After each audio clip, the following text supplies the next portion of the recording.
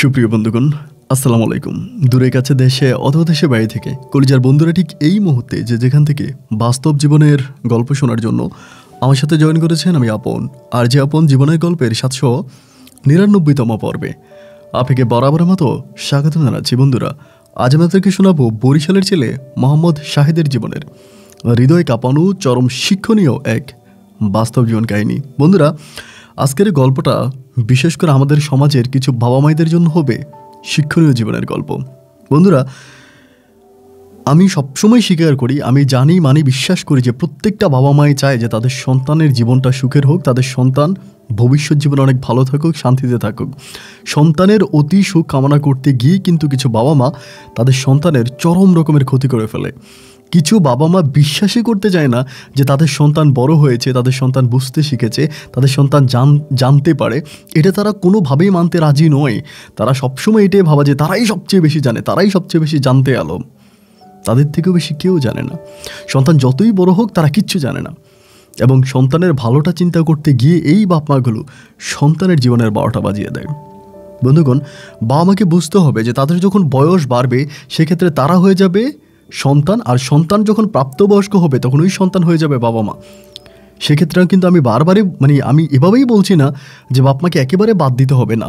বাপ মাকে বুঝতে হবে যে সন্তান যেহেতু কিছুটা জানে তাহলে তাকে আরও কিছুটা জানাতে হবে, তার কথার প্রাধান্যতা কিছুটা দিতে হবে, তার কাজের প্রাধান্যতা দিতে হবে।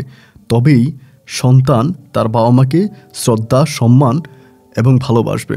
আমাদের এই সমাজে শান্তি ফিরে আসবে। বন্ধুরা, বিয়ের রাতেই জানতে পারি শাশুড়ি আমার জন্মদাতা মা। আজকের গল্পের টাইটেল। হ্যাঁ, গল্প শুনলে আপনি চমকে উঠবেন। আমি আশা করব শুরু থেকে শেষ পর্যন্ত বরিশালের ভাই শাহিদের জীবনের গল্পটা আপনারা শুনবেন এবং গল্প শেষে শাহিদ ভাইকে ঠিক আপনাদের মতো করে একটা মন্তব্য কমেন্ট বক্সে লিখবেন। ধন্যবাদ সবাইকে।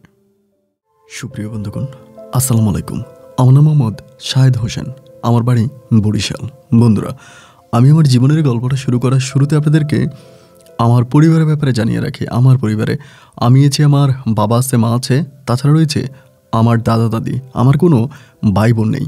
বরিশাল শহর থেকে অনেক দূরে কোনো এক ছোট্ট গ্রামে আমাদের পরিবারটা ছিল এক উচ্চবিত্ত পরিবার। আমার বাবা পেশায় একজন নামি দামি ব্যবসায়িক। আমাদের বাজারে আমার বাবার নিজস্ব অনেকগুলো দোকান আছে। তাছাড়া প্রাণসহ বিভিন্ন কোম্পানির এজেন্ট হচ্ছে আমার বাবা, ডিলার আমার বাবা। আমার বাবার মাধ্যমে আমাদের পুরো থানাতে প্রাণের সমস্ত মালামালগুলো সাপ্লাই হয়। আমার বাবা আমাদের এলাকাতে হাতে গোনা কয়েকটা ধনী ব্যক্তির মাঝে একজন। আমার আব্বাকে সবাই শ্রদ্ধা, সম্মান আর অনেক ভালোবাসে। আমার বাবা 5 ওয়াক্ত নামাজ পড়ে, দিনে পথে চলে এবং ইসলামিক মাইন্ডের একজন মানুষ। আমি আমার জীবনের গল্পটা খুব ছোটোবেলা থেকে শুরু করি। আমি যখন খুব ছোট তখন যেহেতু আমার কোনো ভাই বোন হচ্ছে না, তো সেক্ষেত্রে আমার বাবা মা, দাদা দাদি সবাই আমাকে অনেক ভালোবাসতো। তাদের ভালোবাসা আমার জীবনটা ছোটোবেলা থেকে এতটাই সুখে কাটে যে সুখের বর্ণনা দিয়ে আমি শেষ করতে পারবো না। আমি আস্তে আস্তে করে বড় হই। আমি তখন বড় হওয়ার পরে আমি আমাদের ওই গ্রামেরই কোনো একটা স্কুলে পড়াশোনা করতাম। আমাদের এই গ্রামটা এত সুন্দর ছিল যে আমাদের গ্রামের বেশিরভাগ মানুষগুলোর মাঝেই না অনেক মায়া ভালোবাসা ছিল। অন্য গ্রামের মতো আমাদের গ্রামে অতটা হিংসে বিদ্বেষ ছিল না। কেউ কারো নামে বদনাম করতো না, কেউ কারো পিছনে কোনো গীবত করতো না। প্রতিটা মানুষের পারস্পরিক একটা আত্মীয়ের মতো সম্পর্ক ছিল। যাই হোক, ওই গ্রামে বসবাস করতে পেরে আর ওই গ্রামে জন্ম নিতে পেরে আমি নিজেকে অনেক ধন্য মনে করছি। আমি যখন বুঝতে শিখি, মোটামুটি একটু বড় হই, তখন আমার আম্মা একটা মহিলাকে বোন ডাকে, যার নাম হচ্ছে নাসিমা খালা। আমার আম্মা আমাকে সবসময় নাসিমা খালা আমার কাছে নিয়ে যেত, সবসময় বলতে মাঝে মাঝে। এবং নাসিমা খালার একটা মেয়ে আছে এবং তিনারও বিয়ে হয়। তিনি তার সন্তান এবং তার মেয়ে তার স্বামীকে নিয়ে অনেক সুখে আছে।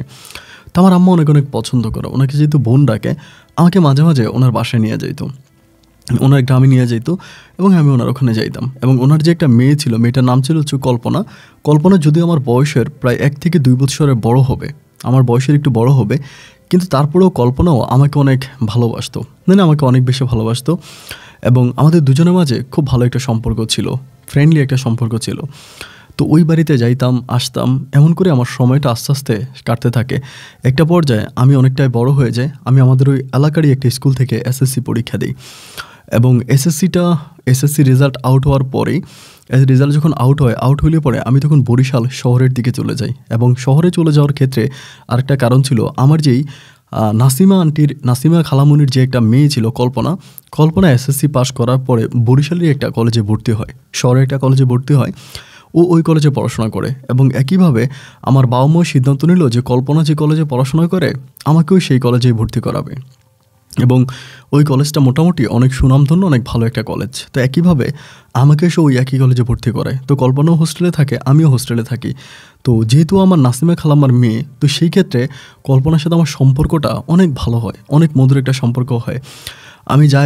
আমি যত যাই করি না কেন, কল্পনা আমাকে অনেক সম্মান করে, অনেক ভালোবাসে এবং দুজনের মাঝে মোটামুটি খুবই মধুর একটা সম্পর্ক হয়। কল্পনা আমার থেকেও মাত্র 1 বছরের বড় ছিল, মানে পড়াশোনার দিক থেকে। তো 1 বছর বড় ছিল। আমি যখন ইন্টার ফার্স্ট ইয়ারে ভর্তি হই অ্যান্ড কল্পনা তখন সেকেন্ড ইয়ারে পড়তো। তো একটা পর্যায়ে কল্পনা যখন ইন্টারমিডিয়েট ফাইনাল পরীক্ষা দেয়, দুর্ভাগ্যবশত ও ফাইনাল পরীক্ষায় এক সাবজেক্টে ক্রস আসে, মানে এক সাবজেক্টে ও ফেল করে। যখন এক সাবজেক্টে ফেল করার পরে তখন কল্পনা আমার ক্লাসমেট হয়ে যায়। দেন তখন আমরা দুজনে একইভাবে হচ্ছে আমরা তখন এইচএসসি পরীক্ষা দিই, মানে ইন্টারমিডিয়েট পরীক্ষা দিই। কিন্তু দুর্ভাগ্যের বিষয় হচ্ছে এইটা, এবার আমি যখন ইন্টারমিডিয়েট পরীক্ষা দিই, এবার আমি একটা না 2 সাবজেক্টে ফেল করি, কিন্তু কল্পনা পাশ করে যায়। এবং কল্পনা যখন পাশ করে, আমি যখন ফেল করি এবং ফেল করার পরে পুনরায় কল্পনা আমাদের কলেজ ছেড়ে চলে যাবে। কল্পনার সাথে কিন্তু আমার কোনো প্রেম ভালোবাসা নাই যে আমি ওকে ভালোবাসি, এরকম কোনো কিছু না। কিন্তু ওর সাথে আমার খুব ভালো একটা সম্পর্ক, এটা একেবারে বন্ধুত্বপূর্ণ সম্পর্ক বলা চলে। আমি যেখানে যাই কল্পনাকে সাথে করে নিয়ে যাই এবং কল্পনাও যেখানে যায় আমাকে সাথে করে নিয়ে যায়। যদিও আমাদের আশেপাশের এবং কলেজের অন্য মানুষগুলো মনে করে যে কল্পনার সাথে আমার কোনো প্রেম ভালোবাসা আছে। কল্পনা আমাকে ভালোবাসে এবং আমি কল্পনাকে ভালোবাসি, এটা আমাদের এলাকার লোকজন বা মানে মানুষজন মনে করে। কিন্তু সত্যিকার অর্থে কল্পনার সাথে আমার এরকম কোনো সম্পর্ক নাই, এরকম কোনো বাজে সম্পর্ক নাই।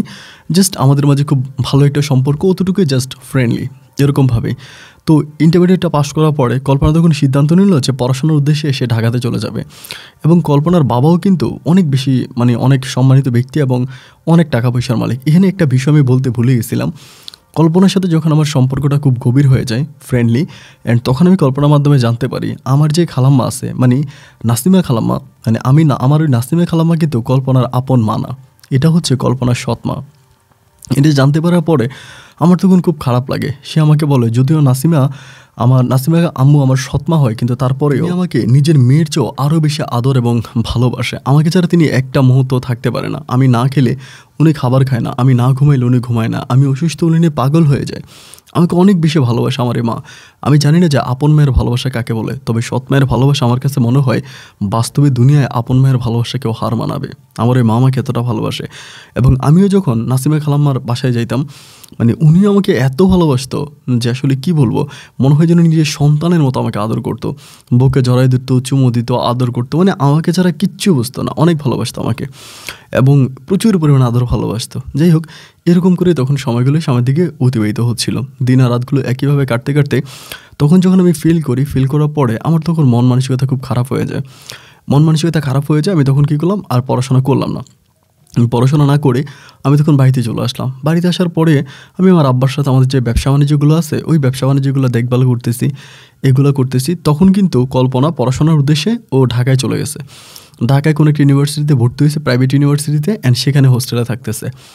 তো এইভাবে সময়গুলো কাটতে কাটতে কল্পনা কিন্তু ফেসবুক চালাইতো। একদিন রাত প্রায় 11:30টার দিকে আমি তখন হচ্ছে আমাদের দোকানপাট বন্ধ করে, আমাদের মহল্লার একটা ছোট্ট চায়ের দোকান আছে, বেশিরভাগ সময় আমরা ওই দোকানে আড্ডা মারি। তো এলাকার পোলাপানের সাথে বসে ওই দোকানে আড্ডা মারতেছিলাম। আড্ডা মারতে একটা পর্যায়ে হঠাৎ করে ফেসবুকে ঢুকলাম। ফেসবুক ঘাটাঘাটি করতে হঠাৎ করে গিয়ে আমি কল্পনার আইডিতে আমার চোখটা পড়লো। তবে তখন আইডিটা ভিজিট করতে গিয়ে আমি দেখলাম যে কল্পনা একটা ছেলের হাত ধরে আছে। ওই ছেলের হাতটা জাস্ট দেখা যাচ্ছে, হাতে গড়ি পড়া আছে এবং ক্যাপশনে দেওয়া আছে, হাত ধরেছে তোমায়, ছাড়বো না কখনো আর, জীবন মরণে দুজনের রব একসাথে, এরকম করে মোটামুটি একটা কবিতার মতো করে কল্পনা লিখছে। এবং লেখার পরে ওই ছবিটা দিয়ে, ওটা যে কল্পনার হাত, ওটা দেখলে বোঝা যায়। এই ছবিটা দিয়ে কল্পনা তখন কী করলো, ফেসবুকে একটা পোস্ট করলো। এবং এটা 2 দিন আগের পোস্ট ছিল, আমি 2 দিন পরে দেখতে পাইছি। তো জিনিসটা দেখতে পাওয়ার পরে আমার ভিতর তখন একটু সন্দেহ লাগলো যে কী ব্যাপার, এই কল্পনা এইরকম একটা ছেলের হাত ধরে ছবি দিল, মানে বিষয়টা কি, মানে বিষয়টা আমার কাছে একটু তখন সন্দেহজনক মনে হওয়ার পরে আমি তখন তার রাতের বেলায় কল দিলাম, তার নাম্বারে কল দিলাম, রিসিভ করলো। আমি বললাম, কল্পনা, আমি কিন্তু তুই করেই বলতাম যে আমি কিন্তু তোর বিষয় টিষয় কিছু বুঝতেছি না, তুই ঢাকায় পড়াশোনা করার উদ্দেশ্যে গেলি নাকি প্রেম করার জন্য গেলি। যেহেতু হোস্টেলে থাকে, বুঝতেই পারেন হোস্টেলে থাকে একটা মেয়ে কিন্তু খুবই ফ্রি থাকে, ও যে কোনো সময় যে কোনো কাজ করতে পারে, ওরে কেউ খুব বেশি একটা ভাতা দেয় না। তো আমি তখন ভাবলাম যেহেতু হোস্টেল লাইনে পড়াশোনা করতেছে এবং ওইখানে গেছে, তো সেখানে সম্ভবত তাকে অন্য কোনো ছেলেরা প্রপোজ দিতেই পারে বা অন্য কোনো ছেলের সাথে তার কোনো সম্পর্ক হয়ে যেতে পারে, সে জায়গা থেকে সে নষ্ট হয়ে যেতে পারে। বিষয়টা তখন আমার কাছে এরকমটা মনে হলো। অ্যান্ড এরকমটা মনে হওয়ার পরে আমি তখন ওকে ডিরেক্টলি জিজ্ঞেস করলাম যে কল্পনা, তুমি আমাকে একটু সত্যি করে বলবা যে মানে তুই আমাকে সত্যি করে বলবি যে তুই ফেসবুকে এরকম পোস্ট কেন দিয়েছিলি, মানে কোনো একটা ছেলের হাত ধরে এভাবে। দেন ও আমাকে বলতেছে না এটা একদম একটা পিকচার, মানে এটা উঠানো একটা পিকচার ছিল, মানে আমি কোনো গুগল থেকে ডাউনলোড করছি বা এরকম কিছু আমাকে বলতেছে। আমি তখন বললাম যে দেখ তুই আমাকে মিথ্যা বলিস না, তুই আমাকে মিথ্যা বলিস না, আমি তোকে খুব ভালো করেই চিনি যে তুই যে আমার বোন, অ্যান্ড তোর সম্বন্ধে আমার খুব ভালো করে জানা আছে যে তুই কোনো পিকচারের থেকে ছবি উঠাইয়া ওইটা ডাউনলোড করতে আপলোড করবি না। আর আরেকটা বিষয় হচ্ছে ওই ছবির মধ্যে তোর হাতটা কিন্তু স্পষ্ট বোঝা যায়, আমি কিন্তু তোর হাতকে চিনি, ছবিতে হোক আর বাস্তবে হোক আমি তোর হাত দেখলেই বুঝতে পারবো। তো তুই আমার কাছে সত্য করে বল যে এই ছেলেটা কে, কার হাত ধরে ছবি উঠেছিস। তো ও তখন আমাকে বলতেছে যে আসলে মানে তোমার কাছে তো মিথ্যে বলে লাভ নাই, এবং মিথ্যে বললে তুমি ধরে ফেলো, কারণ তুমি অনেক চালাক মানুষ, তোমার সাথে জ্যোতিষীর ভালো ভালো জ্যোতিষীর গুণ আছে। তো এই ছেলেটার মানে ঢাকাই বাড়ি এবং ওরা ঢাকাইয়া আমার সাথেই পড়াশোনা করে আমার ইউনিভার্সিটিতেই, বাট ছেলেটাকে আমার খুব ভালো লাগে, দেখতে অনেক নাতুস টুতুস টাইপের চেহারা, অনেক মায়া লাগে। তো আমি ওর সাথে এখনও রিলেশনে যাই না, but we are good friend, but recent হয়তো আমরা রিলেশনে চলে যাব, এটাও আমাকে বললো। বাট এটি শোনার পরেই মানে আমি এই যে আজকে এতগুলো বৎসর একদম ছোটোবেলা থেকেই কিন্তু ওর সাথে বড় হয়েছি, মানে ছোটোবেলা থেকে ওর সাথে বড় হয়েছে এবং আমাদের মাঝে খুব ভালো একটা সম্পর্ক ছিল। কিন্তু সে জায়গা থেকে আমি কখনোই এটা ভাবতে পারি নাই যে কল্পনাকে আমার ভালো লাগে বা ওর সাথে আমার কোনো প্রেম ভালোবাসা এরকম কোনো কিছু। কিন্তু যখনই আমি কল্পনার মুখে এইটা শুনলাম যে অন্য কোনো ছেলেকেও পছন্দ করে বা অন্য কোনো ছেলের সাথে ও একটা সম্পর্কে যেতে চায়, মানে এই বিষয়টা যখন ভাই আমি বুঝতে পারলাম, মানে আমার কাছে মনে হয় যেন আমার মাথায় পুরো আসমানটা ভেঙে পড়ছে। মানে আমি এটার কোনোভাবেই নিতে পারতেছিলাম না যে এটা কীভাবে সম্ভব। ওরে আমি পছন্দ করি, ও মানে মানে কেন অন্য কারোর সাথে রিলেশন করবে, মানে আমার মানে মাথায় তখন কোনো কিছু আসতেছে না। দেন আমি তখন সারাটা রাত ঘুমাইতে পারিনি, সারাটা রাত জাস্ট কখনো বারান্দায়, কখনো ব্যালকনিতে, কখনো এখানে ওইখানে বসে আমি তখন সময় কাটাতেছিলাম যে কী ব্যাপার। দেখতে দেখতে ফজরের আজান দিল এবং আমি তখন ফজরের নামাজটা পড়তে গেলাম। ফজর নামাজটা শেষ করে এসে আমি আমাদের বাড়ির সামনে একটা মোটামুটি অনেক বড় একটা বট গাছ আছে, একদম বট গাছের নিচে বসে আছি। এবং তখন গ্রীষ্মকাল ছিল, মানে মোটামুটি একটু ঠান্ডাই পড়তে, মানে একটু গরমের সময় ছিল। তো গ্রীষ্মের গরমের ভিতরে আমি তখন ওইখানে বসে আছি, ভালো লাগতেছিল। আবার খেয়াল করে দেখবেন যখন অনেক গরম পড়ে তখন কিন্তু সকালবেলা বাতাসটা একটু ঠান্ডা থাকে, বাতাসটা অনেক ঠান্ডা থাকে এবং গাছের নিচে অক্সিজেন পাওয়া যায়। গাছের নিচে বসে আছে, আমার বাতাস লাগতেছে, ভালো লাগতেছে আমার। মানে বসে বসে চিন্তা করতেছি যে কল্পনা যে সিদ্ধান্তটা নিল বা ও যে অন্য কোনো ছেলের সাথে সম্পর্ক করে, ও একটা মেয়ে মানুষ এবং অনার্সে পড়ে, ও চাইলে একটা রিলেশন করতেই পারে। এটা আসলে অত বড় কোনো ব্যাপার না, একটা রিলেশনে ও যেতেই পারে। কিন্তু আমার কেন খারাপ লাগবে, কারণ আমি তো ওকে ভালোবাসি না বা ওর সাথে আমার কোনো প্রেম ভালোবাসা নাই। এটা তখন আমার নিজের মাঝে মনে হলো। মনে হওয়ার পরে আবার অদ্ভুতভাবে এটাও চিন্তাতে আসলো যে যদি আমাকে ভালো নাই বাসি তাহলে অন্য কোনো ছেলের সাথে রিলেশন করার পরে আমার কাছে কেন খারাপ লাগবে। আমি বিষয়টা বুঝতে পারলাম না। 10টা-11টার দিকে বেজে গেল। বেজে যাওয়ার পরে আমি তখন আর কোনো কিছু মানে ভাবলাম না, কোনো কিছু ভাবনা চিন্তা না করেই আমি তখন সিদ্ধান্ত নিয়ে নিলাম যে আমি মানে ইয়েতে যাব, ঢাকায় যাব। আমি ঢাকার উদ্দেশ্যে রওনা দিলাম। কল্পনাকে কোনো কিছুই বললাম না, ওকে কোনো কিছু না বলে আমি ঢাকায় চলে গেলাম। রাতে আমি ঢাকায় পৌঁছাইলাম। তখন আমি বললাম যে তুই কই? ও বলে আমি হোস্টেলে। তো ওর হোস্টেলের সামনে কিন্তু আবাসিক হোটেল আছে যেখানে থাকা যায়। আমি তখন আবাসিক হোটেলে আছি, ওই হোটেলে আছি। কিন্তু ভাই বিশ্বাস করবেন কিনা জানি না, রাত প্রায় আনুমানিক 2টা-3টার দিকে, মহিলা হোস্টেল কিন্তু সবসময় বন্ধ থাকে, তালা মারা থাকে, মানে খোলা হয় না। কিন্তু রাত 2টা-3টার দিকে কীভাবে দারোয়ানকে টাকা দিয়ে আমি তখন কিন্তু বারান্দায় বসে আছি, মানে ওর হোস্টেলের দিকে তাকায় আছে, বারান্দায় বসে আছি। মানে কী করবো জাস্ট বুঝতে পারতেছি না আর কি, মাথার মধ্যে কোনো আইডিয়া নাই। তো এমনটা অবস্থায় এত মধ্যরাতে আমি দেখলাম যে ও বের হয়েছে, মানে হোস্টেল থেকে বের হয়েছে। দারোয়ানে ওকে গেট খুলে দিছে এবং বেরোয়ার পরে মানে একটা ছেলের গাড়িতে উঠছে, মানে ছেলেই সম্ভবত গাড়ির মধ্যে ছিল, গাড়িতে উঠছে। এটা আমি কিন্তু বারান্দায় বসে স্পষ্ট দেখতেছি, আমাদের ওই মানে আবাসিক হোটেলের বারান্দায়। এবং জিনিসটা দেখতে পাওয়ার পরে আমার ভিতর তখন খুব কষ্ট হলো, মানে খুব খারাপ লাগলো যে কী ব্যাপার, এটা কি হলো। তখন আমি ও নাম্বারে কল দিচ্ছি, ও তখন নাম্বারটা রিসিভ করে না। বারবার কল দিচ্ছি, ও তখন রিসিভ করে না। এক পর্যায়ে রিসিভ করছে এবং রিসিভ করার পরে ও তখন খুব ঘুমের ভাব নিয়ে কথা বলতেছে। আচ্ছা, ওর ড্রেস আপ দেখলে কিন্তু আমি বুঝতে পারি, আমি কিন্তু তখন মানে অন্তত 90% কনফার্ম যেটা ওই ছিল, ওর ড্রেস আপ। আর ওইখান থেকে মোটামুটি আমি ওকে যতটুকু বুঝতে পারছি।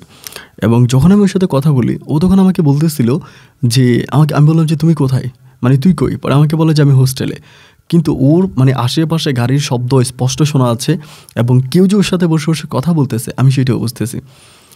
পরে খুব খারাপ লাগলো যে মানে বিষয়টা কি, ও তো এরকম করার মতো এরকম মেয়ে না, কিন্তু মেবি ঢাকায় এসে খারাপ হয়ে গেছে। ঢাকায় আসার পরে ঢাকায় পোলাপানের সাথে মিশা টিশা সম্ভবত খারাপ হয়ে গেছে, এটা আমার কাছে মনে হলো। অ্যান্ড এটা মনে হবার পরেই দেন আমি তখন ভাবলাম যে ঠিক আছে দেখি তাইলে ও লাস্ট পর্যন্ত কী করে। ও আমার আর ফোনটা ধরলই না, মানে আর কথাই বললো না। একবার যে ও ফোনের লাইনটা কেটে দিল, ফোনটা অফ করে দিল। দেন অফ করে দেওয়ার পরে সকাল প্রায় 11টা বাজে ও ফোন খুলছে। 11টা পর্যন্ত আমি ওর নাম্বারে বার ট্রাই করে যাচ্ছি, কত হাজার বাজে ট্রাই করছি আমার আল্লাহ ছাড়া কেউ জানে না।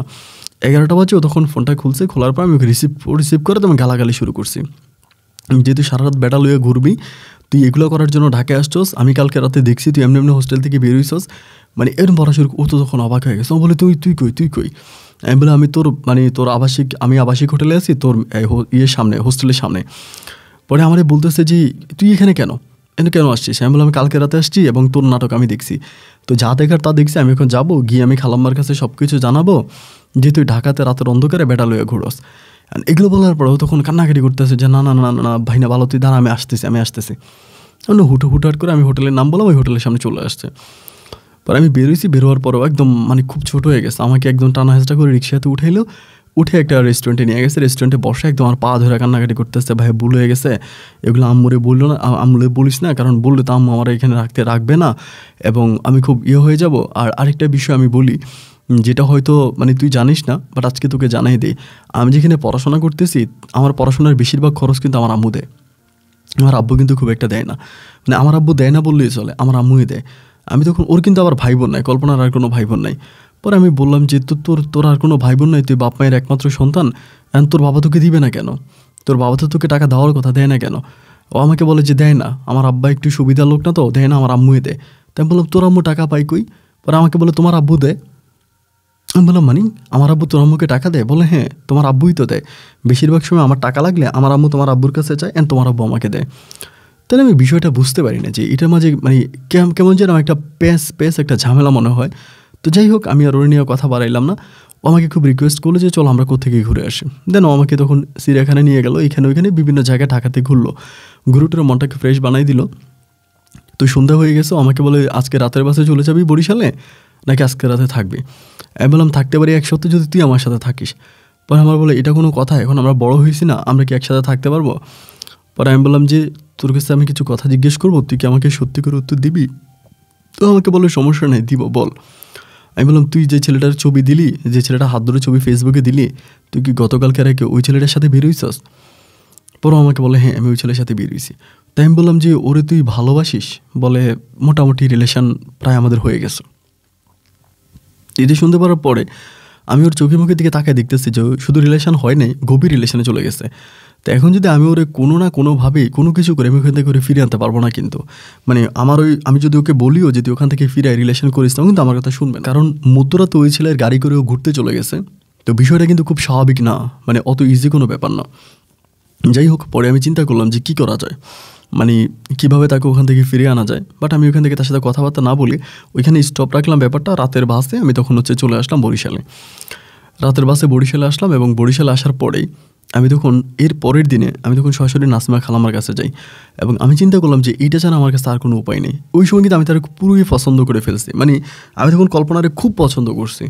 ওই ছেলের কাছ থেকে আনতে পারলে আমি কল্পনাকে রিলেশন করবো বা কল্পনাকে বিয়ে করবো, ওরকম একটা প্ল্যানিং আমার মাথায়। দেন আমি তখন খালাম্মারে ধরলাম যে খালাম্মা এমন ঘটনা, মানে বলে দিলাম, সম্পূর্ণভাবে বললাম এবং বলার পরে বললাম যে এটা তুমি কল্পনারে কখনো জানাইও না, কারণ ওদের জানাইলে তো সমস্যা হয়ে যাবে, ও আমাকে ভুল বুঝবে। এখন দেখা যায় ওকে ওইখানে রাখার পরে ওরে এমন একটা ঝামেলা হয়ে যেতে পারে, বা ওকে কেউ না কেউ বা ঢাকার ছেলেরা খারাপ হতে পারে, ওকে নিয়ে মেরেও ফেলতে পারে। তো ওকে নিয়ে যদি মেরে ফেলে তাহলে কী হবে খালাম্মা, আপনি ওরে নিয়ে আসেন ঢাকাতে থাকার দরকার নেই। এভাবে খালাম্মাকে বুঝাইলাম। বুঝানোর পরে মোটামুটি খালাম্মা আমার বুঝ কিন্তু নিয়ে নিছে, আমারে বলতেছে আচ্ছা ঠিক আছে, তুই যেটা বলছিস তোর কথা আমি মানবো, আমি ওকে নিয়ে আসবো। এরপরের দিনে খালাম্মা চিল্লাচিল্লি শুরু করছে যে না, এই কল্পনা তুই চলে আয়, তোর ওখানে থাকার দরকার নেই, ওখানে পড়াশোনা করতে হবে না, আমি তোকে বরিশালে বিএমএ ভর্তি করাবো, এখানে ভর্তি করাবো। তো এগুলো বলতেছে। এখন ও তো বলতেছে না আমি এখানেই পড়বো, আমি এখান থেকে যাবো না। লাস্ট পর্যন্ত খালাম্মা করলো কি, খালুরে শো নিয়ে গিয়া ওইখান থেকে একরকম ওর জোরাজোরি করে টিসি নিয়ে ওখান থেকে নিয়ে চলে আসছে। আইনা ওর মানে ও মানে খুব রাগারাগি, বাড়িতে এসে পড়াশোনা করবে না, এটা ওইটা ভাঙাভাঙি করে, মানে প্রচণ্ড রকমের মানে সিন ক্রিয়েট করে, অনেক ঝামেলা করে। তো এবার খালাম্মা আমারে বলে যে দেখ ও তো অনেক পাগলামি করতেছে এবং ওর তো এখানে রাখা সম্ভব না, তুই একটু আইসা ওর একটু সময় দে। তো এবার আমি কী করতাম, আমার ওই খালাম্মার বাসায় থাকতে শুরু করতাম, ওনার বাসায় থাকতাম এবং ওরে সময় দিতাম, ওর সাথে কথাবার্তা বলতাম, ওরে বুঝাইতাম যে এরকমটা কইরো না, বা মানে ওরে খুবভাবে বুঝাইতাম, এখানে ওখানে ঘুরতে নিয়ে যেতাম। আমার কাছে মনে হয় জাস্ট 10 থেকে 15 দিনের মাথায় আমি ওই ছেলের কাছ থেকে ওকে পরিপূর্ণভাবে নিয়ে আসতে সক্ষম হই। মানে ওই ছেলের কথাই ওর আর মনে থাকে না এবং মোটামুটি ও তখন আমার প্রেমে, মানে আমার প্রেমে বলতে আমার প্রতি মাতোয়ারা হয়ে পড়ে। এবং এরপরে আমি তাকে ডিরেক্টলি প্রপোজ দেই আর কি, যে দেখ কল্পনা, আসলে মানে আমি বুঝতে পারছি যে তোর মনটা অনেক ভালো, একটা ছেলের জন্য তুই এভাবে কান্নাকাটি করতেছিস, তো ওই ছেলে তো তোকে ভালোবাসে না, বা ওই ছেলে যে তোকে ভালোবাসে তোকে ফোন করতো বা বরিশালে চলে আসতো তোকে খোঁজার জন্য, ছেলে তো আর আসলো না। তো দেখ আমি তোর খুব পছন্দ করি, আমি তোর সাথে রিলেশনে যেতে চাই, ওরকম করে বললাম। তো সে হানা কোনো কিছু বললো না, কিন্তু আমার সাথে খুব সুন্দর করে কথা বললো। এরকম করে সময়গুলো কাটতে কাটতে অল্প কয়েকদিনের ভিতরে আমাদের দুজনের মাঝে মোটামুটি একটা প্রেমের সম্পর্ক হয়ে গেছে। আমরা দুজন দুজনকে ভালোবেসে ফেলেছি এবং এই ভালোবাসাটা মোটামুটি অনেক অংশে গভীর ভালোবাসায় লিপ্ত হয়ে গেছে। গভীরভাবে আমাকে ভালোবাসছি এবং একইভাবে ও তখন আমাকে ভালোবাসছে।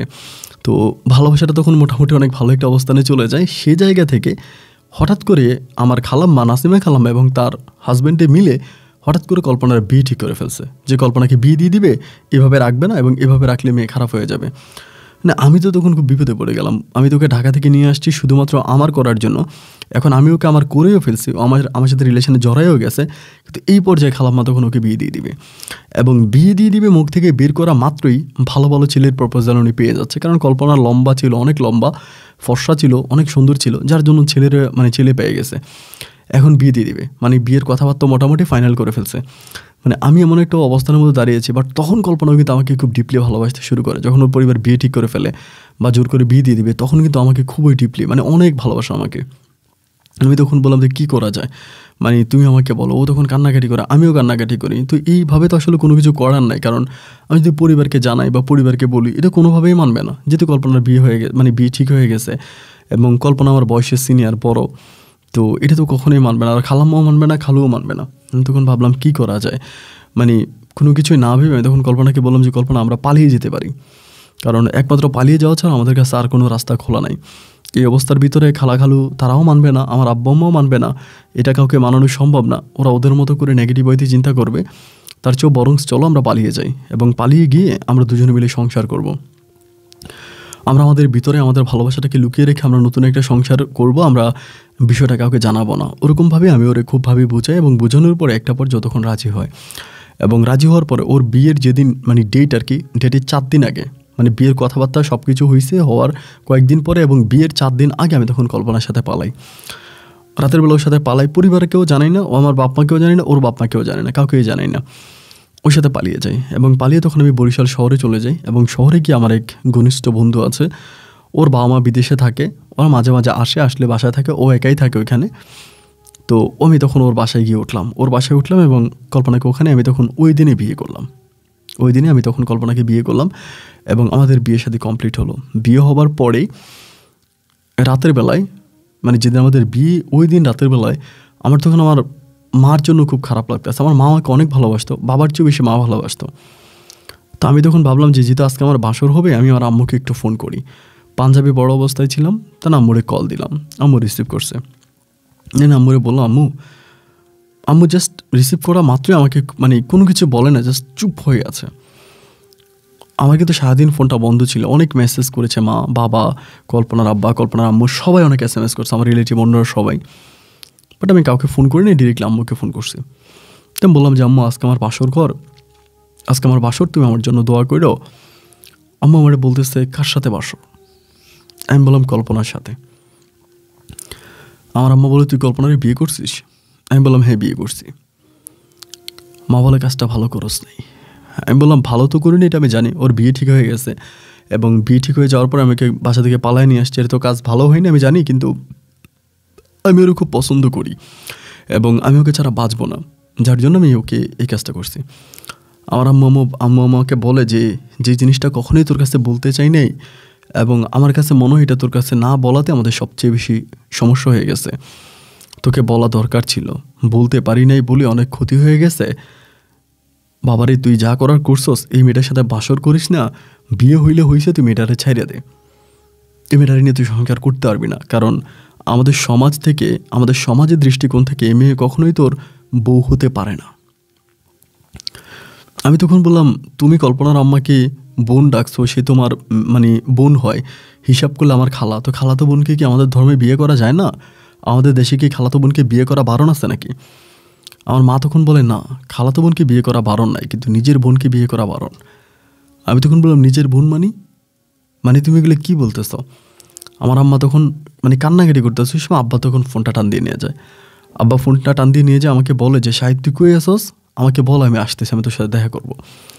আমি বললাম, না বাবা, আমি কারোর সাথে দেখা করবো না। কিন্তু আমার আম্মা এগুলো কী বলতেছে, কল্পনা নাকি আমার আপন বোন, এগুলো কোন ধরনের কথা? আমার আব্বা বলে, না, তোর আপন বোন না, তবে তোদের মাঝে সম্পর্কের একটা ঝামেলা আছে, তুই মেয়েটারে ছেড়ে দে, তুই চলে আয়। আমি বললাম যে, সম্পর্কের কী ঝামেলা আছে, তুমি আমাকে বলো, আমি শুনি। কী ঝামেলা আছে এটা কি তুমি আমার কাছে বলতে পারো না? বলো না আমাকে। আমার বাবা তখন আমাকে বলতেছে, দেখ বাবা, মূলত এই কল্পনা মেয়েটা তোর বোন না তা সত্য, কিন্তু তুই আমাদের সন্তান না। আমি তখন বললাম, মানে আমি তোমাদের সন্তান না মানে? এটা কোন ধরনের কথা বলতেছো? আমার বাবা বলে যে, তোর জন্মদাতা মা হচ্ছে কল্পনার মা। আমি তখন বললাম, বাবা, আমি তোমার কথা কোনো কিছুই বুঝতে পারছি না, তুমি এগুলো কী বলতে চাচ্ছ?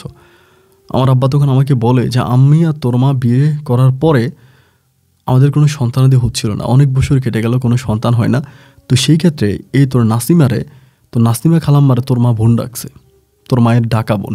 তো বোন ডাকার পরে ওই নাসিমার গর্ভে তুই দুনিয়াতে আসছিস, এবং তুই হবার পরে তোর বাবা মারা যায়। মারা যাওয়ার পরে নাসিমা তখন কী করে, তোকে নিয়ে তার বাপের বাড়িতে চলে যায়। এবং বাপের বাড়িতে যাওয়ার পরে সন্তান তুই থাকার কারণে নাসিমার অন্য কোথাও বিয়েও হয় না। তো এবং তোকে কোথাও দিতেও পারতেছে না, যেহেতু তোর বাবা মারা গেছে। তো সেখানে ওই তোকে নিয়ে, বুকে নিয়ে বেঁচে আছে, প্রায় 1-1.5 বছর মতো তোকে নিয়ে ছিল।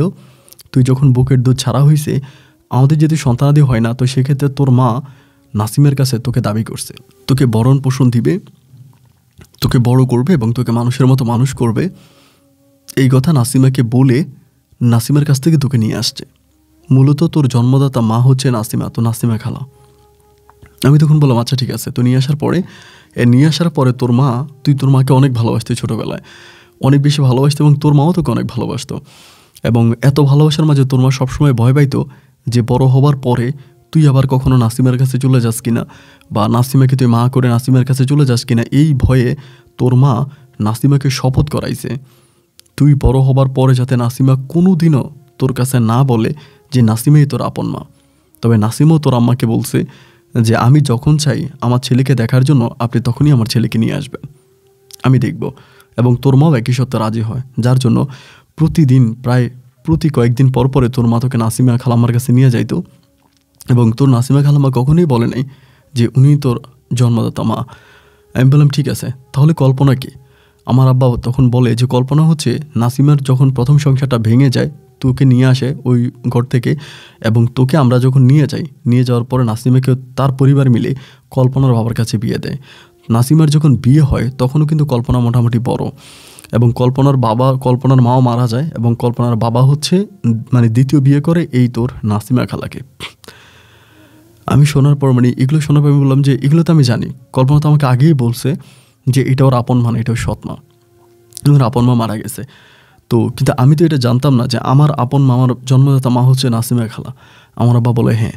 তো আমার আব্বা বলে, এই জন্যই বলতেছি, মেয়েটার সাথে তোর সংসার যায় না, হিসাব করলেও তোর সৎ বোন, এবং সৎ বোনের সাথে কখনোই সংসার হয় না।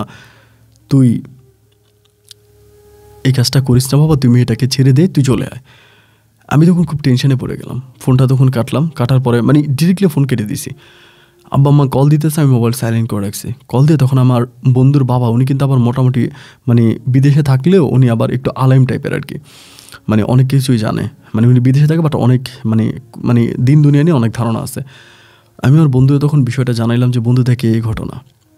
আমার বন্ধু শুনে বলতেছে, আমার আব্বা তো আলেম মানুষ, আমি নাহলে আব্বুকে জিজ্ঞেস করি। তো আমার বন্ধু একইভাবে তখন তার আব্বাকে কল দেয়, ফোনের মাধ্যমে কল দিয়ে তার আব্বাকে বলে যে, আব্বু এমন এমন ঘটনা, আমার কথা বলে না, বা আমি যাদের বাসায় সেটাও বলে না, জাস্ট বলে যে এইটা আসলে বিয়েটা জায়েজ কিনা, বা এই বিয়েটা কতটুকু কোরআনে বৈধতা আছে। এবং বিদেশ থেকে আমার ওই বন্ধুর বাবা তখন ওকে বলে যে হ্যাঁ বাবা, এই বিয়ের বৈধতা আছে এবং এই বিয়েতে কোনো সমস্যা নেই, কারণ এই মেয়ের সৎমাইটা এই মেয়ে কোনো এই মহিলা থেকে দুনিয়াতে আসে নাই, এবং এই ছেলের বাবাও কিন্তু ওই মেয়ের বাবা না। সুতরাং দুইটা সন্তান দুইটা পরিবারের, তো এতে কোনো সমস্যা নাই, তারা বিয়ে করতে পারে এবং তারা সংসার করতে পারে। কোরআনে এই নিয়ে কোনো, ইসলামে এই নিয়ে কোনো বাধা নাই।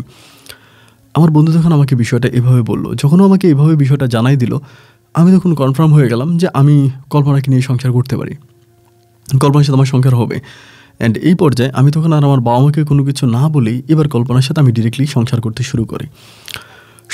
শুরু করি এবং মোটামুটি ওর সাথে আমার ভালোভাবেই দিনকাল কাটতেছে। আলহামদুলিল্লাহ আমি সংসার করতেছি পাক্কা 1 সপ্তাহের মতো। মোবাইল টোবাইল সব বন্ধ, মানে কোনো মোবাইল খুলি না। 1 সপ্তাহ পর আমার বাবা কেমনে ইনকোয়ারি করতে করতে বের করে ফেলছে আমি কোথায় আছি।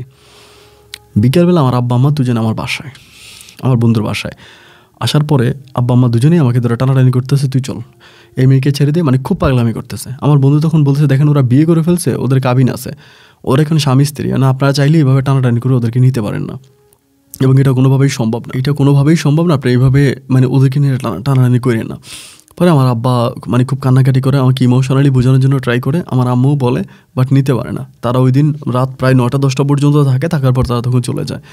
এবং পরের দিন একইভাবে তখন নাসিমা খালাম্মা এবং উনি আসে, ওনার সাথে আরেকটা মেয়ে আছে, বাট ওনার হাজব্যান্ড আসে না, মানে কল্পনার যে বাবা উনি আসে না। তো নাসিমা খালাম্মা আইসা আমাকে বলে, তোর বাবা মা তোকে বলছে না যে তুই আমার ছেলে? আমি বলি হ্যাঁ বলছে। তো আমি তোমার কেমন সন্তান? তুমি কোনোদিন আমাকে মানে সন্তানের পরিচয় দাও নাই, তুমি আমার কেমন মা? পরে আমাকে বলো, আমি কি তোকে কখনো মায়ের ভালোবাসা থেকে বঞ্চিত করছি? 2-3 দিন পর আমি তোরা আমার কাছে নিয়ে গেছি, আদর করছি, যত্ন করছি, নিজেতে খাওয়াইছি। তো সন্তানের প্রতি মায়ের যতটুকু ভালোবাসা দেওয়া দরকার আমি তোকে পরিপূর্ণভাবেই ভালোবাসা দিয়েছি, আমি আমার ভালোবাসা থেকে তোকে কখনো বঞ্চিত করি নাই। কিন্তু তুই এটা কী করলি? তুই এই মুহূর্তে কী করলি, কী ঘটাইলি? আমি তখন বললাম যে মা, আমি তো ওরে পছন্দ করি এবং ওরে ভালোবাসি। আমি তখন ওই নাসিমা খালামারে মা করে ডেকে বসি। তো এখন আমি কি করব? পরে আমার বলা, কাজটা ভালো করস তাই, কল্পনার বাবা কিন্তু খুব রেগে আছে, কল্পনারে পাইলেও মেরে ফেলবে, তোরে পাইলেও মারবে। তো উনি এগুলো বুঝে তখন চলে গেল। এবং এরপরের দিন পুনরায় আমার আব্বা মা আবার আসছে, আইসা বলতেছে, যা হবার তা হইছে, তুই বাড়িতে চলে আয়, তুই বউ নিয়ে বাড়িতে আয়, এবং বাড়িতে আসলে এটার একটা সমাধান হবে। আমি তখন বললাম যে না, আমি যাব না। পরে বাপ মায়ে দুজনেই মিলে আমাকে খুব জোরাজোরি করলো, খুবভাবে জোরাজোরি করে তারা তখন আমাকে বাড়িতে নিয়ে গেল। আমি কল্পনাকে নিয়ে তখন বাড়িতে গেলাম, বাড়িতে গিয়ে থাকতেছি। তো এভাবেই এই জিনিসগুলো কিন্তু আসলে মানে ধামাচাপা থাকে না, মানে এই বিষয়গুলো আস্তে আস্তে করে লোক মারফতে জানাজানি হয়ে যাচ্ছে। আমিও আমার বন্ধুকে জানাইলাম, বন্ধু তার বাবাকে জানালো, আবার বাড়িতে আসার পর আমি এজনকে জিজ্ঞেস করতেছি, বিষয়গুলো মোটামুটি জানাজানি হয়ে গেছে। এবং কল্পনার বাবা কঠিনভাবে রেগে আছে, মানে উনি কোনোভাবেই কোনো কিছু শুনতে পারে না। এবং ওনার কথা হচ্ছে, উনি যদি আমাকে কোথাও পায়, এক কূপ দিয়ে আমাকে 2 টুকরা করে ফেলবে, মানে উনি আমাকে বাঁচায় রাখবে না, উনি এরকম একটা প্ল্যানিং করে ফেলছে, যেখানে পাবে সেখানে আমাকে মেরে ফেলবে। দেন এবার আমার বাপাই মিলে চিন্তা করলো কী করা যায়। তারা আমাকে অনেক আদর ভালোবাসা দিয়ে ছোটোবেলা থেকে বড় করছে, বাট পরিস্থিতি যখন এতটাই ভয়ঙ্কর হয়ে গেল, দেন তারা তখন চিন্তা ভাবনা করলো যে তারা আমাকে দেশের বাইরে পাঠিয়ে দেবে, বাংলাদেশে আর আমাকে রাখবে না, এবং বাংলাদেশে থাকলে আমি এসব করবো, যার জন্য আমাকে দেশে রাখবে না, তারা দেশের বাইরে পাঠিয়ে দেবে। এবার আমাকে পাসপোর্ট করালো, পাসপোর্ট করার পরে ভিসা খুঁজতেছে, এদিক ওইদিক এখানে সেখানে বিভিন্ন জায়গায় ভিসা খুঁজতেছে। তো ভালো ভিসা পাওয়াটা তো আসলে একটু কঠিন। তো শেষ পর্যন্ত আমার জন্য সৌদি আরবে একটা ভিসা পাইছে। তো আল্লাহর পবিত্র দেশ সৌদি আরবে আমাকে ওখানে পাঠিয়ে দিবে। আব্বা আম্মা মিলে সিদ্ধান্ত নিল যে ঠিক আছে, আমি সৌদি আরবে চলে যাব। তাদের কথাবার্তা মতো দেন আমি এবার সৌদি আরবের উদ্দেশ্যে রওনা দিলাম। এবং একইভাবে নাসিমা খালাম্মা তখন আমার সাথে, মানে নাসিমা তখন আমার মা, উনিও তখন আমার সাথে ভালো করে কথা বলতো। শুধু ওই আমাদের বিয়েতে রাজি ছিল না একমাত্র কল্পনার বাবা ব্যতীত আমার বাবা মা রাজি ছিল, এবং নাসিমার মাও রাজি ছিল। তো যাই হোক, এরকম করে দেন আমি তখন চলে গেলাম বিদেশে চলে গেলাম, সৌদি আরবে চলে গেলাম। এবং যাওয়ার পরে টাকা পয়সা মোটামুটি ভালো ইনকাম করতেছি, টাকা পয়সা আমি ফ্যামিলিতে পাঠাচ্ছি। কিন্তু ভাই একটা ব্যাপার, জাস্ট সৌদি আরবে যাওয়ার 2-3 মাস পরেই আমি প্রতিদিনই শুনতে পাই আমার আম্মুর সাথে নাসিমার কল্পনার ঝগড়া হচ্ছে। কল্পনা সবসময় বলে যে তোমার আম্মু আমাকে খুব সকালবেলা এসে মানে ঘুম থেকে ওঠানোর জন্য তাড়া দেয়, এবং মানে প্রত্যেক দিন উনি অনেক রান্নাবান্না করায়, কাজ করে, মানে গ্রামীণ মেয়েদের যে কাজ হয় না, তো ওই কাজ করে। আমাদের বাসায় কিন্তু কাজের লোক আছে, একটা কাজের মেয়ে আছে। তো আমি বললাম যে আমাদের বাসায় তো কাজের মেয়ে আছে, এরপরও মা তোমাকে এইভাবে কেন কাজ করায়? কল্পনা আমাকে বলে, আমি জানি না, বাট উনি আমাকে প্রচুর কাজ করায়, আর আমি এগুলো মেনে নিতে পারতেছি না, আমার দ্বারা এত কাজ করা সম্ভব না।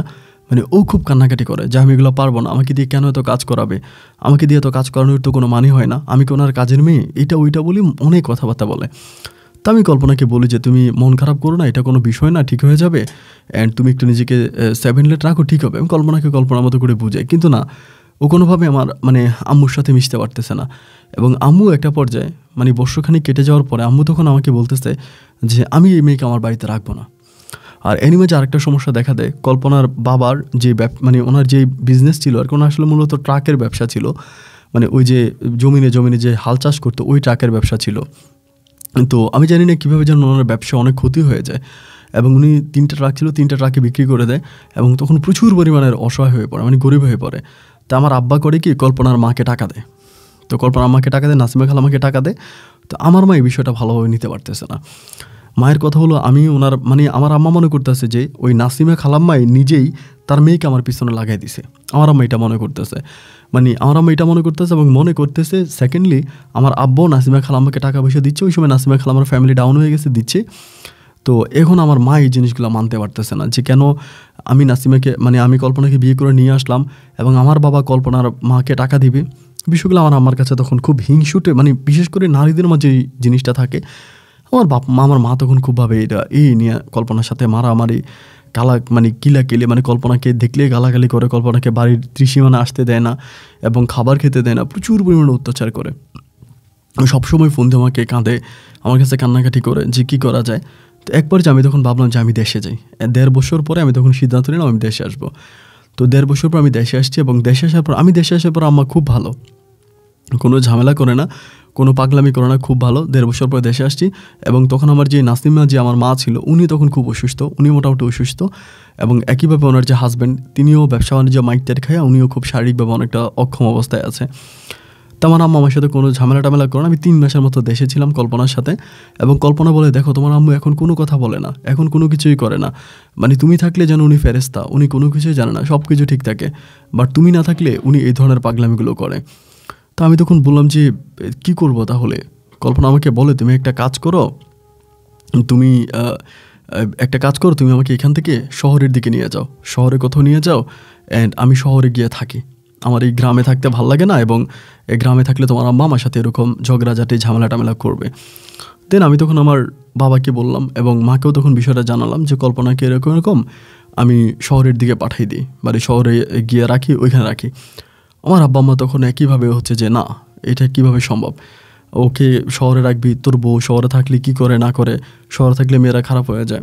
আমি তখন বললাম যে দেখেন, ও তো ঢাকাতে পড়াশোনা করছে, এবং যেহেতু হোস্টেল লাইনে পড়াশোনা করছে তাইলে তো ওকে ওইটাই করি, কারণ হোস্টেলে থাকা অবস্থায় সে জানে কীভাবে হোস্টেলে থাকতে হয় বা শহরে থাকতে হয়। আমি ওখানে না, আব্বা আমার কথা হচ্ছে যে না, শহরে রাখতে দিবে না, গ্রামে রাখতে হবে, এবং গ্রামে আমার আব্বা আম্মা তার সাথে থাকবে, তাকে শহরে রাখতে দেওয়া যাবে না।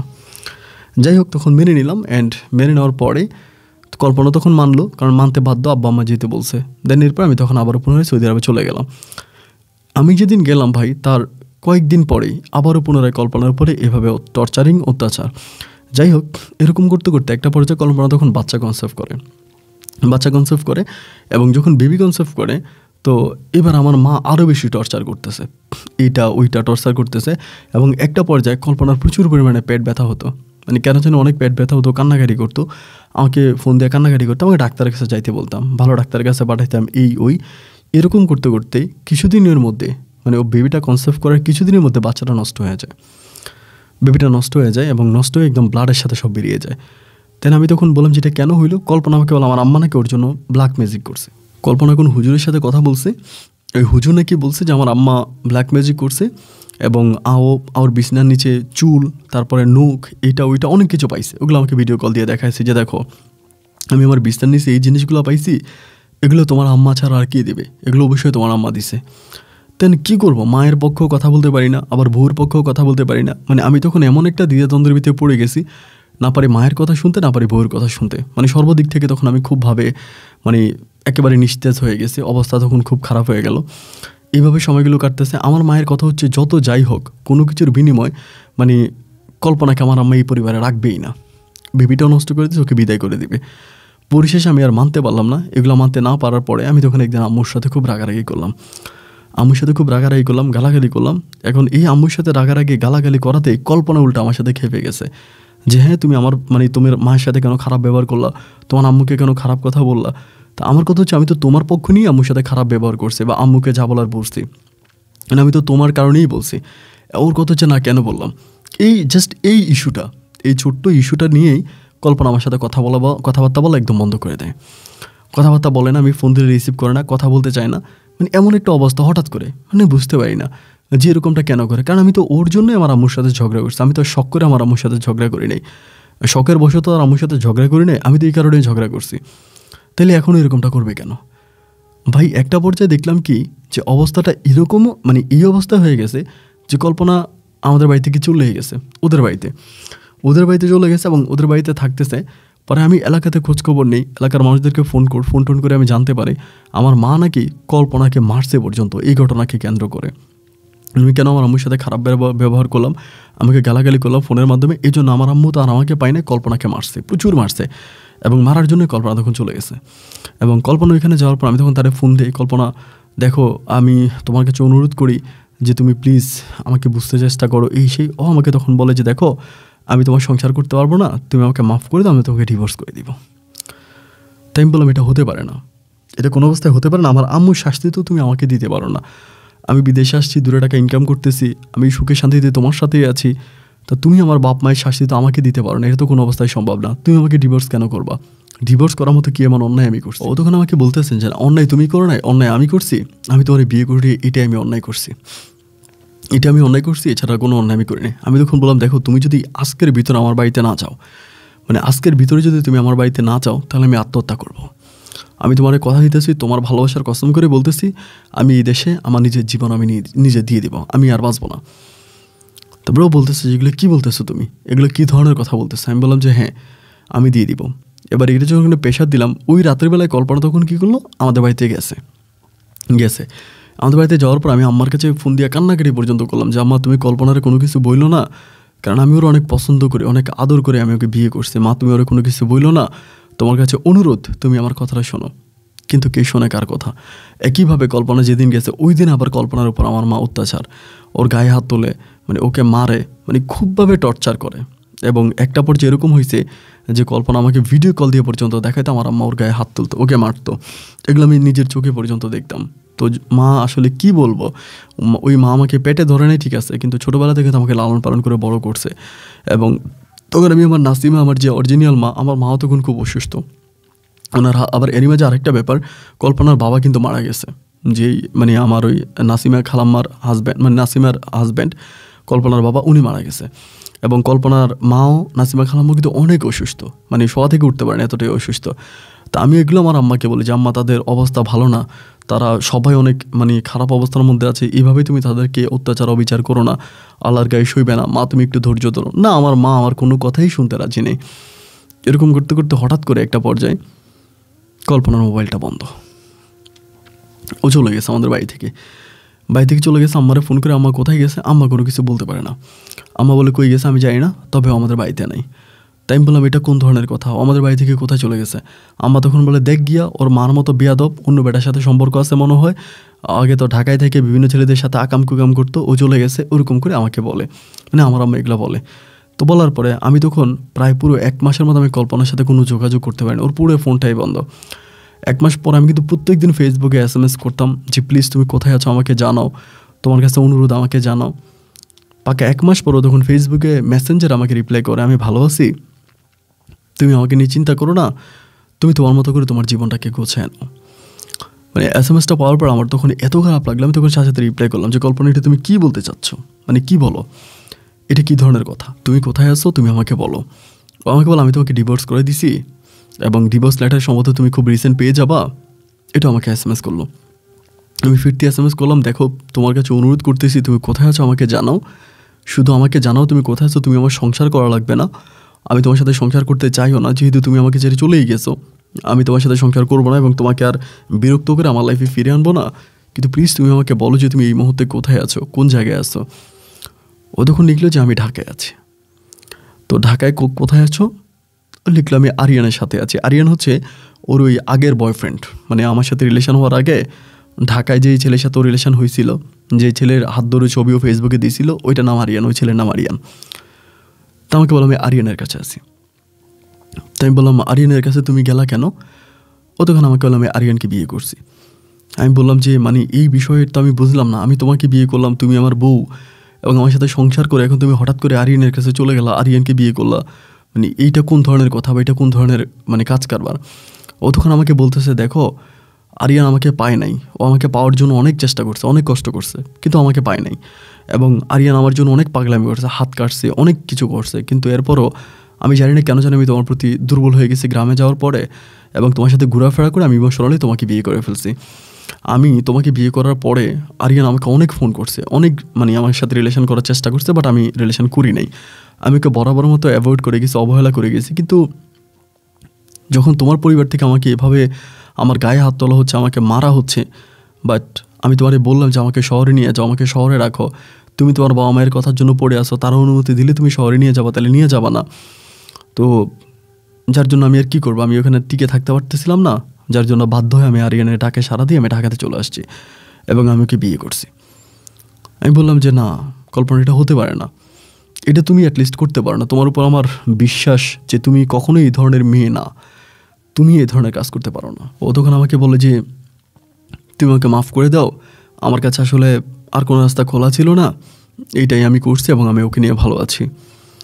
তো এই কথা বলো তখন ফোন মানে মেসেজের মাধ্যমে কথাগুলো হলো, দেন একটা পর্যায়ে তখন আর মেসেজ টেসেজও করে না, আমাকে আর কলও দেয় না। আমার ওই মেসেঞ্জার থেকে আমাকে তখন ব্লক করে দিছে এবং তার সাথে যোগাযোগের যতগুলো মাধ্যম ছিল সমস্ত মাধ্যমগুলো ব্লক। পরিবারের সাথে যোগাযোগের করে জানতে পারে আমার বাড়িতে অলরেডি ডিভোর্স লেটার চলে আসছে, ডাকযোগে আমাকে ডিভোর্স লেটার পাঠিয়ে দিছে। তো আমি তো তখনও বিদেশে, বাট আমি ওই সময় একটা কোম্পানির গাড়ি চালাইতাম, তো জিনিসগুলো নিতে পারতেছিলাম না। এদিক দিয়ে আমার মা আমাকে দ্বিতীয় বিয়ে করাবে, আমার জন্য মেয়ে খুঁজতেছে, এখানে ওইখানে বিভিন্ন জায়গায় মেয়ে খুঁজতেছে, আমাকে বিয়ে করাবে, মানে বিয়ে করাই উনি আমাকে বিয়ে করানোর জন্য একদম মানে মেয়ে দেখতেছে, অনেক কিছু করতেছে। আর এদিক দিয়ে আমি ধরেন মানে প্রতিটা রাতে চিৎকার করে করে কল্পনা বলে কাঁদতেছি। মানে আমার কষ্ট আমি পৃথিবীর কাউকে বুঝাইতে পারবো না। ওই সময়কার পরিস্থিতিটা আমি জানি আর আমার আল্লাহ জানে। আমি প্রতিটা রাতে আমি যে ঘরে থাকতাম, একটা একা রুমে থাকতাম, আমি রুমের দরজা জানালা লাগা, তারপরে খুব জোরে লাউডলি মানে গান লাগাই দিতাম যাতে আমার কান্নার শব্দ বাইরে না যায়। জোরে গান শুনতাম, মানে গান লাগাই দিতাম, গান লাগিয়ে দিয়ে চিৎকার করে কাঁদতাম এবং এত কাঁদতাম যে আমার আল্লাহ ছাড়া কেউ জানে না। আমি ওরে এত ভালোবাসতাম, আমার পৃথিবী একদিকে ছিল, ও একদিকে ছিল, তো এত পরিমাণের কান্নাকাটি করি। তো যাই হোক, শেষ পর্যন্ত আমি 24টা ঘন্টা ওরে নিয়ে ঘুরি। এবার আম্মা আমাকে মোবাইলে বিয়ে করাবে। আমাকে প্রথমে দেশে যাইতে বলছে, আমি বলছি আমি দেশে যাব না। যখন বলছি দেশে যাব না, তখন বলে তোরা মোবাইলে বিয়ে করবো, তুই মোবাইলে বিয়ে কর। আমি মোবাইলে বিয়ে করবো না, তাও প্রচুর পরিমাণের পাগলামি করতেছে, মোবাইলে বিয়ে করতেই হবে। এবার কল্পনা আমারে কল দিছে একদিন। কল্পনা কল দিয়ে আমারে বলতেছে যে তুমি বিয়ে করো না কেন মেসেঞ্জারে। আমি তখন বললাম যে কেন, আমি বিয়ে করবো কেন? ও আমাকে বলে আন্টি তোমার জন্য মেয়ে দেখছে, মেয়েও দেখতে শুনতে ভালো আছে, ওইটা তুমি বিয়ে করো। আমি বললাম তো তুমি কি দেখতে শুনতে খারাপ ছিলা? তুমি আমাকে ছেড়ে কেন গেলা? ও আমাকে বলছে দেখো তোমার বাপ মা আমাকে পছন্দ করে নাই, যার জন্য আমি চলে আসছি, কিন্তু এখন জায়গায় পছন্দ করছে, এই মেয়ে তো দেখতে ভালো, দেখতে শুনতে ভালো, এবং তুমি তারে বিয়ে করো, তারে বিয়ে করলে জীবন অনেক সুখে থাকবে। আমি মেয়েটাকে দেখছি, মেয়েটার আচার আচরণ কথাবার্তা সর্বদিক থেকে অনেক ভালো। আমি তখন বললাম যে না, আমার সাথে এত মিষ্টি মিষ্টি কথা বলে আমাকে অন্য কাউকে বিয়ে করাইতে হবে না।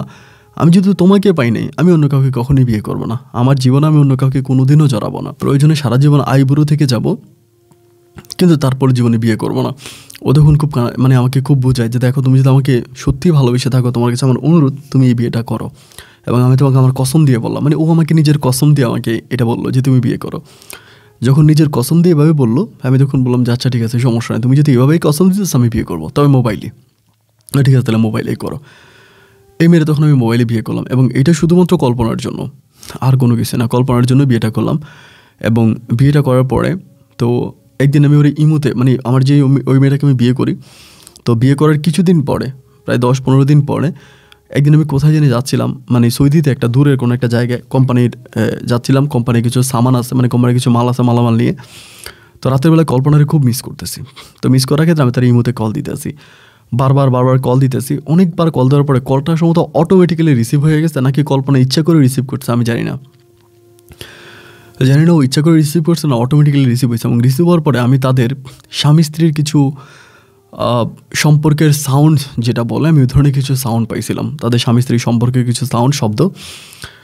এবং ওই শব্দগুলো পাওয়ার পরে এটা যে আসলে একটা মানে একটা প্রেমিক বলেন বা একটা হাজব্যান্ড বলেন, তার জন্য যে কতটা কষ্টের, এটা পৃথিবীর কাউকে বলে বোঝানো যাবে না। আমি তখন এই সাউন্ডগুলো পাচ্ছিলাম ওদের শারীরিক সম্পর্কের সাউন্ড।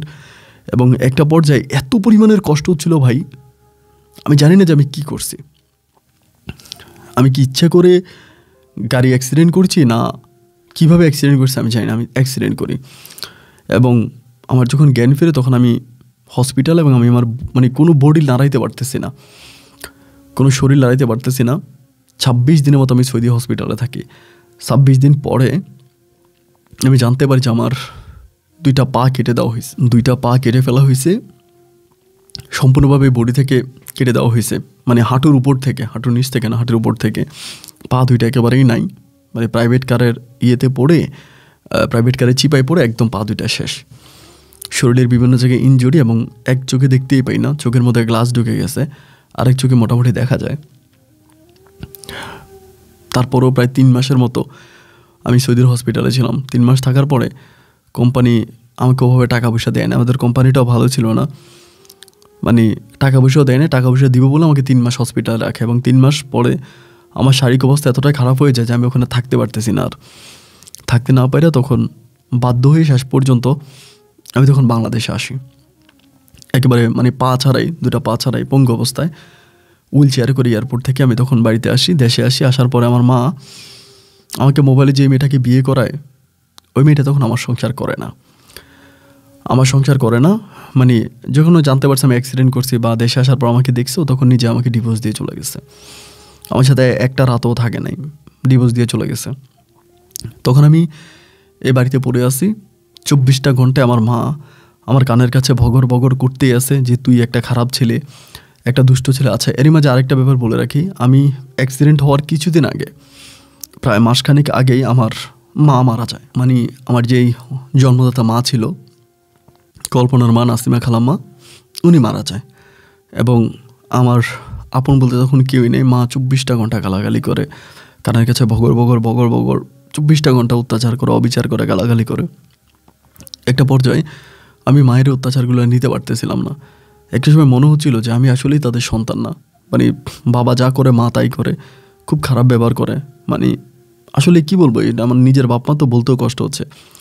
একটা পর্যায়ে তখন আমি কী করলাম, ওই বরিশাল ছেড়ে পরে ঢাকার দিকে চলে আসলাম। এক ভাইয়ের সাথে পরিচয় আছে, ওই ভাইয়ের দোকান আছে, মুদির দোকান, মুদির দোকানে কাজ নিলাম। ওনার দোকানে কাজ করতেছি প্রায় 2 মাস। কাজ করার পরে তখন কল্পনার সাথে আমার ফোনের মাধ্যমে আবার যোগাযোগ হয়, এবং কল্পনা আমাকে ওই মুদির দোকানে দেখতে আসে। দেখতে আসার পরেও মানে আমি ওই বন্ধুরা ক্যাশে বসতাম, তারপরে কল্পনা দেখতে আসে। দেখতে এসে খুব কান্নাকাটি করে আমাকে জড়াই ধরে অনেকভাবে আমাকে বুঝায় যে দেখো আসলে আমার কিছু করার নাই, কান্নাকাটি করে বুঝায়।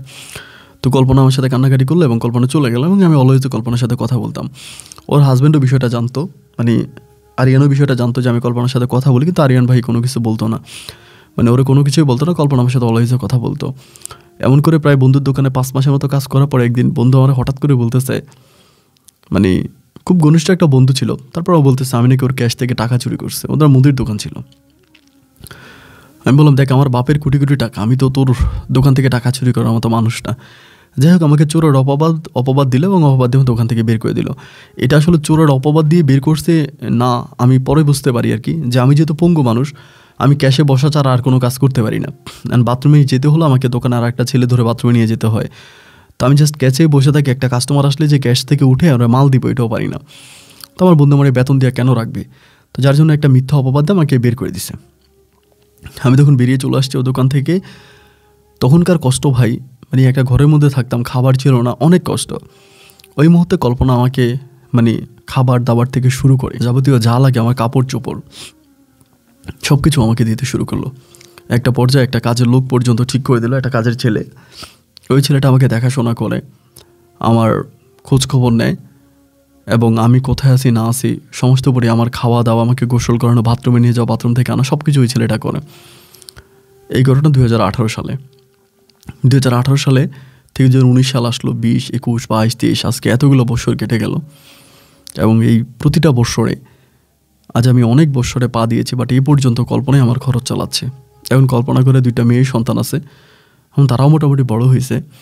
আমার বাপ মা আমাকে অনেক চেষ্টা করছে নিয়ে যাওয়ার জন্য, আমাকে নিয়ে যাবে, বাট আমি আর আমার বাপ মায়ের কাছে জেনে বরিশালে যাই নাই, এখানেই পড়ে আসি। এবং আরিয়ান ভাইও অনেক ভালো মানুষ, উনিও আসে, আমাকে টাকা পয়সা দেয়, কল্পনা দেয়, এবং আরিয়ান ভাইও তিনিও দেয়। তাদের টাকা পয়সা আমি খেয়ে পরে বেঁচে আছি।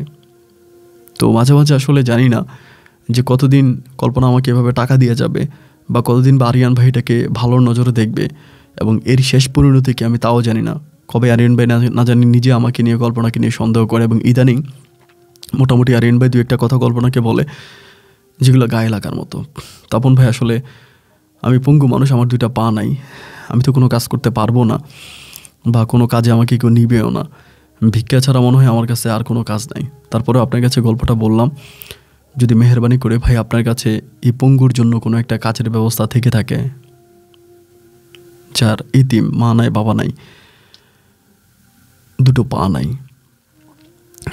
যদি কোথাও অন্তত কেউ আমাকে নিয়ে যায় এবং আমাকে দুমুঠো ভাত খাওয়ায়, জাস্ট দুমুঠো ভাত খাওয়াবে, আর কোনো কাজ করা, মানে আমি সারাদিনই কাজ করবার প্রয়োজনে যা বলবে তাই করব, বাথরুম পরিষ্কার করতে হলে তাও করব, যেটা করতে বলে সেটাই করবো, বাট আমাকে দুমুঠো ভাত খাওয়াবে। ভাই আমার কাছে মনে হয় খুব দ্রুতই আমার কল্পনার সংসারটা ভেঙে যাবে শুধু আমার জন্য। আরিয়ান ভাই ইদানিং এমন কিছু কথাবার্তা কল্পনাকে বলে, কল্পনা আমার কাছে বলে কান্নাকাটি করে। তো কী করবো বুঝতে পারতেছি না। প্রতিটা রাতে আপনার গল্পগুলো শুনে ভালো লাগে, এবং সে জায়গা থেকে আজ আপনার কাছে সাহায্যের হাত বাড়িয়েছি। টাকা চাই না, আমি বলি না যে আমাকে টাকা দেন, আমি ভিক্ষা চাই না, কিন্তু আমাকে যদি পারেন একটা কাজের ব্যবস্থা করে দেন। আমি দুইটা পা নাই, হাত পা মোটামুটি সবই ঠিক আছে, চোখও ঠিক আছে। তো আপন ভাই, এই অনুরোধটুকুন রইল, আর যদি কখনো ঢাকাতে চান আমার সাথে দেখা করে যান, আমি অমুক জায়গায় থাকি, এটা আমার ফোন নাম্বার। আসসালামু আলাইকুম।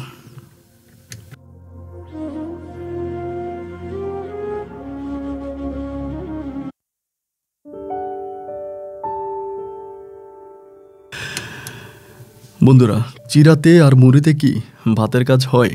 মা বলেন, খালা বলেন, চাচি বলেন, মায়ের মতো কেউ নয়। যেমনি চিরামুড়ি খাইলে আপনার পেট ভরবে না, এক পট ভাত খাইলে যেরকম ভালো লাগবে, ঠিক তেমনি চাচি, খালা, জেঠিমা যতই ভালোবাসুক, ওই মায়ের ভালোবাসার কাছে ভালোবাসা কিছুই না। তো ওনার জীবনটা, শাহিদের জীবনটা আসলে অনেক বেশি কষ্টের, এবং ভীষণ কষ্ট করে একটা মানুষ। আমার সাথে যখন কথা হয় উনি প্রচণ্ড রকমের কান্নাকাটিও করে। তো আমি কী করবো ঠিক বুঝতে পারি না। ওনার তো দুইটা পা নাই, এবং দুইটা পা না থাকা সত্ত্বেও ওনাকে কী বা চাকরি দেবে, কেউ চাকরি দেবে বলে আমার কাছে মনে হয় না। যে দুটো পা নাই, উনি আসলে কী কাজে বা করতে পারবে।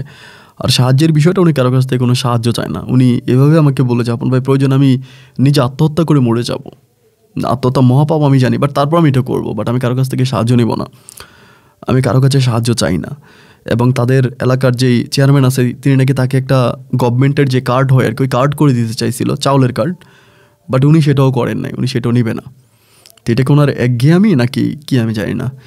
তো যাই হোক, আপনারা যারা গল্প শুনেছেন, যদি আপনাদের কাছে ওনার জন্য কোনো কাজের ব্যবস্থা থেকে থাকে, কারণ দুটো পা নাই, তো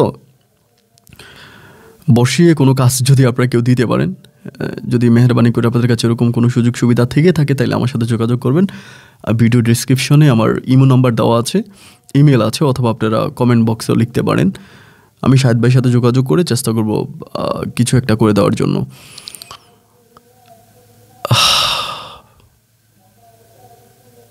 যাই হোক, কল্পনা আসলে ভালো মেয়ে ছিল, আদৌ কল্পনা ওর পাশেই আছে, এবং এটা সত্য যে কল্পনার সংসারটাও হয়তো ভেঙে যেতে পারে শাহিদের কারণে। কারণ আরিয়ানও তো একটা মানুষ, শত হোক কল্পনার তো আগের হাজব্যান্ড শাহিদ, এটা তো মানবে। এটা জেনে শুনেও যে আরিয়ান এতদিন স্যাক্রিফাইস করেছে, সেক্ষেত্রে আরিয়ানও যথেষ্ট ভালো মানুষ, কিন্তু আর কত। যাই হোক বন্ধুরা, আপনি আমাকে জানাবেন যদি আপনাদের কাছে আরিয়ানের শাহিদের জন্য ওরকম কোনো ব্যবস্থা থেকে থাকে। দুটো পা নাই, হুইল চেয়ারে বসে উনি চলাফেরা করে, সাহায্য নয়, যদি কোনো জবের ব্যবস্থা থাকে আমাকে জানাবেন। সবাই ভালো থাকবেন, সুস্থ থাকবেন, এই শুভকামনায় আজকের মতো এখানে বিদায়। দেখা হবে অন্যদিন অন্য কারো বাস্তব জীবনের গল্প নিয়ে। আল্লাহ হাফেজ।